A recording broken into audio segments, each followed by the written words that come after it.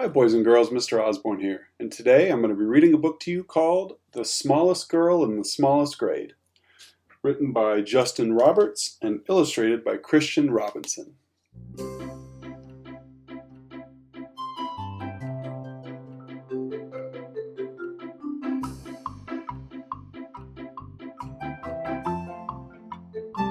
Hardly anyone noticed young Sally McCabe.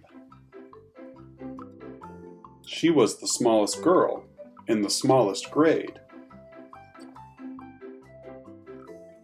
Sure, her name could be heard in the daily roll call, and she marched with her books down the same school hall.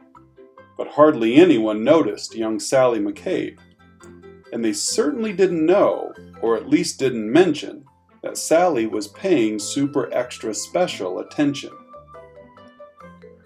To the abandoned kite with the tangled string, to the 27 keys on the janitor's ring, to the leaves as they turned green to gold in the fall, to the time Tommy Torino was tripped in the hall.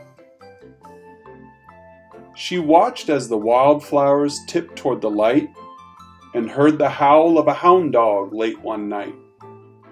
She was there when the stray cats who normally fought conducted a meeting in the church parking lot.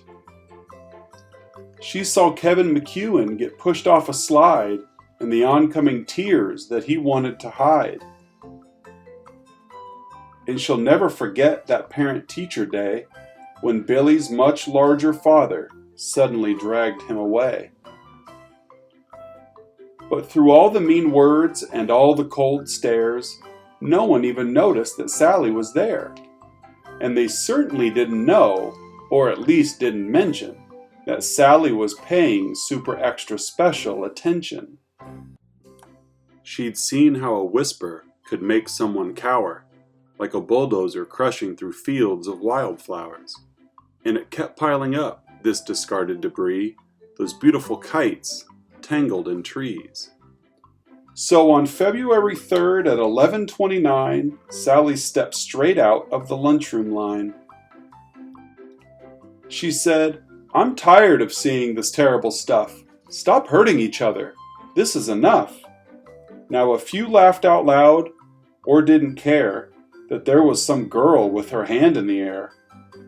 But then something super extra special happened that day, as Howard O. Henry suddenly set down his tray. Like waves rolling in, one after another, first Molly rose up, then Michael's twin brother.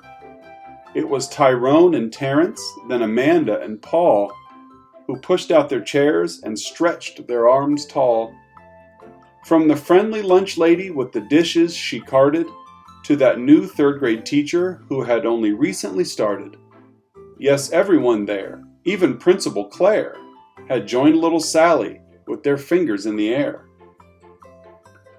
And though hound dogs were destined to howl at night, and most stray cat meetings would end up as fights, and kites would continue to get stuck in trees, they all felt, for a moment, like the janitor's keys, fastened together with a heavy steel ring that held all the secrets to unlock everything.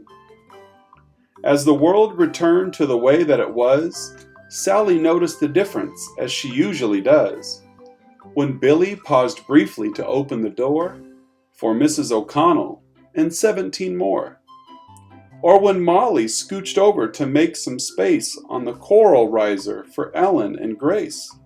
These moments that often get taken for granted, a wildflower appearing that no one had planted.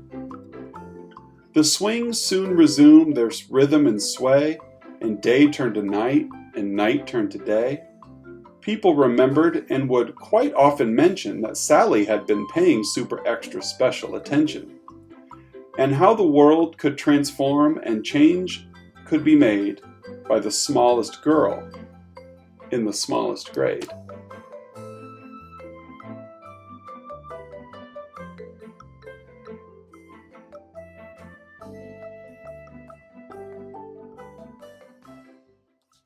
Thank you for listening, guys. We miss you all, and we hope to see you all very soon.